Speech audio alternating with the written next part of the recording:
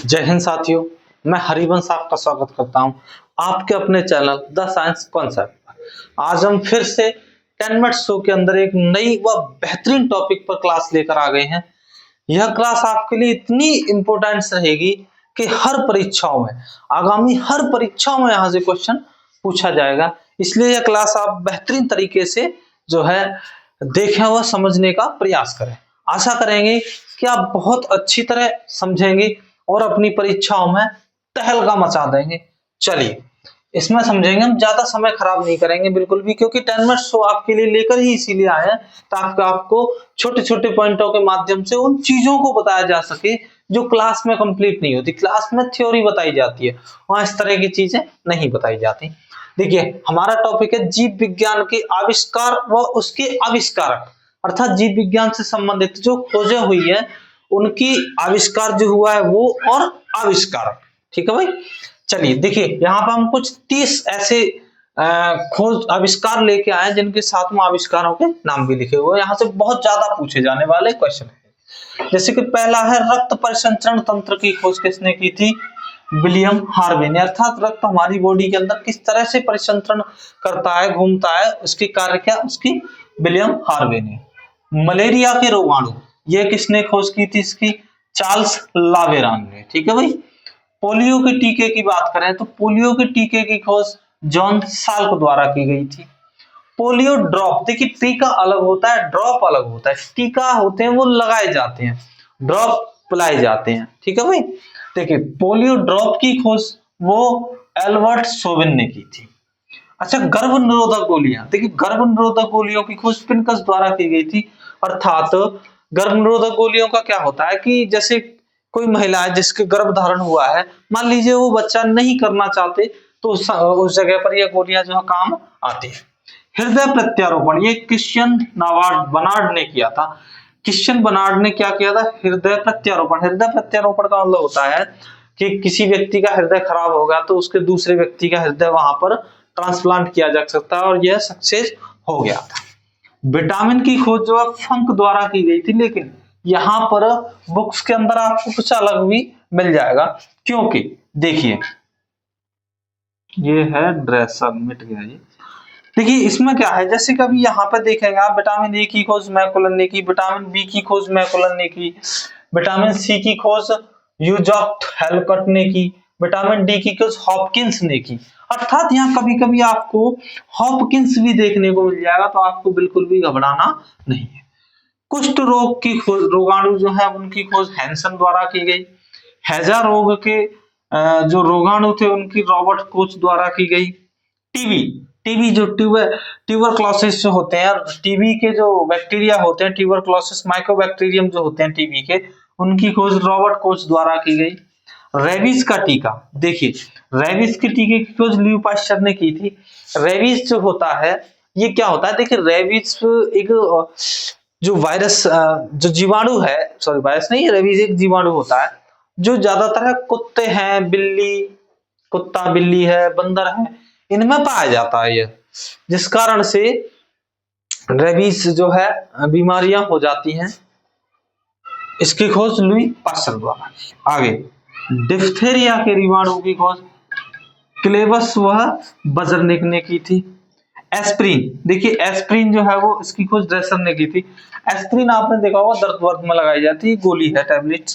अच्छा, vitamin A की खोज मैकुलन और विटामिन बी की खोज भी मैकुलन द्वारा की। और पर्सनली कभी पूछ लिया जाता है कि विटामिन ए की खोज किसने की थी, तो या तो आपको फंक लिखा हुआ मिल जाएगा, फंक नहीं होगा तो यहाँ पर हॉपकिंस भी हो सकता है। ठीक है भाई। अच्छा, अन्यथा इनमें से फिर मुकुलन हो सकता है। आगे विटामिन सी की खोज की बात करें हम, तो विटामिन सी की खोज यूजैक्ट हॉलकट ने की थी। विटामिन डी की खोज हॉपकिंस के द्वारा की गई थी। जीवाणु, जीवाणु की खोज ल्यूवेनहॉक द्वारा की गई थी। और हम यहाँ कह सकते हैं कि जीवाणु विज्ञान के जनक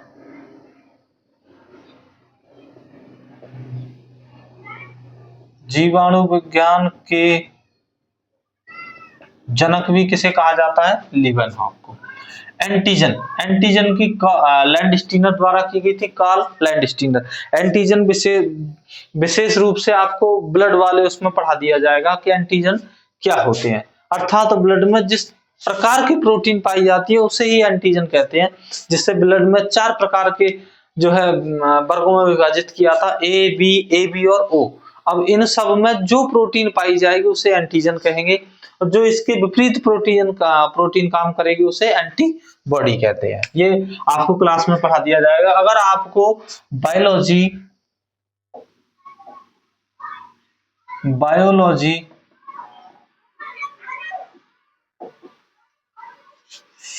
सॉरी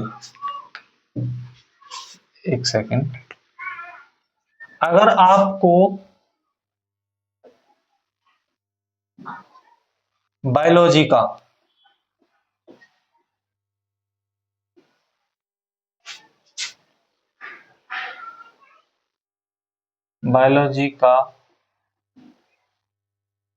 फाउंडेशन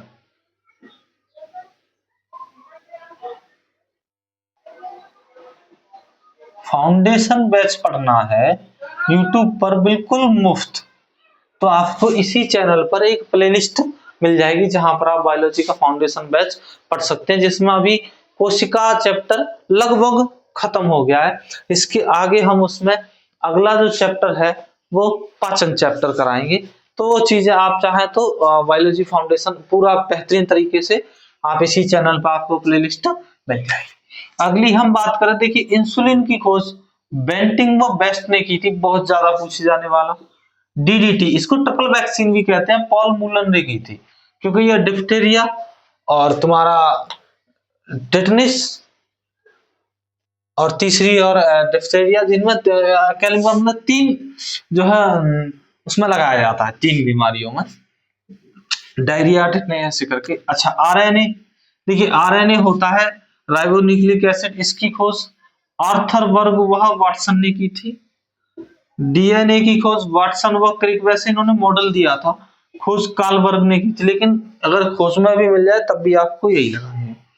देखिए किडनी मशीन की खोज कॉल्फ द्वारा की गई। किडनी मशीन होती है, जैसे कुछ व्यक्तियों की किडनी खराब हो जाए तो पेशाब को प्यूरिफाई करने की एक कृत्रिम मशीन होती है, कह सकती है कृत्रिम किडनी होती है ये।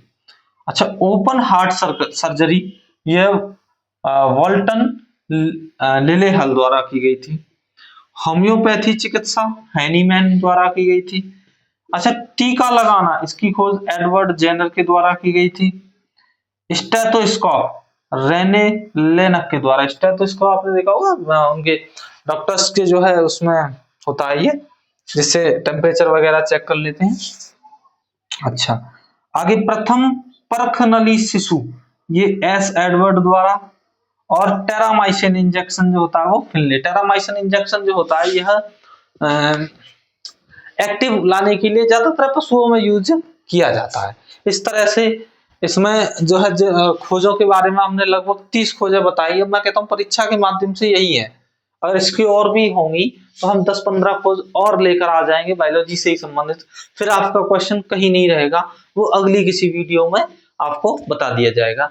इसलिए आपको ये 10 मिनट शो अगर पसंद आता है तो आप लाइक करिए, कमेंट करिए और सब्सक्राइब करिए, और कमेंट करके हमें बताइए कि किस तरह का लगता है और किस टॉपिक पे बतानी है। आप वो भी बता सकते हैं कि आगे वाला 10 मिनट शो में कौन सा टॉपिक लेना है, उस पर भी वीडियो बनाई जा सकती है।